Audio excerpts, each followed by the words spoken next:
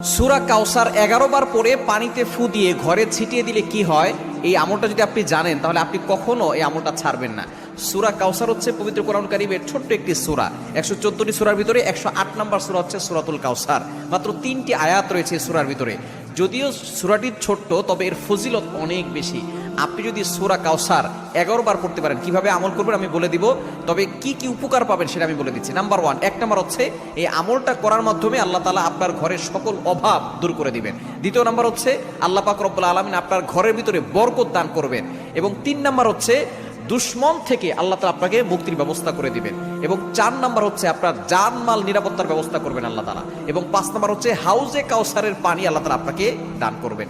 কেননা এই সূরা কাউসারের ভিতরে ইন্না আতাইনাকাল কাউসার, হাউজে কাউসারের ব্যাপারে আল্লাহ পাক রব্বুল আলামিন বলে দিয়েছেন যে এটা নবী সাল্লাল্লাহু আলাইহি ওয়াসাল্লামকে আল্লাহ তাআলা হাদিয়া দিয়েছেন হাউজে কাউসার। একমাত্র আমাদের নবীজি সাল্লাল্লাহু আলাইহি ওয়াসাল্লাম তার উম্মতদেরকে হাউজে কাউসারের পানি পান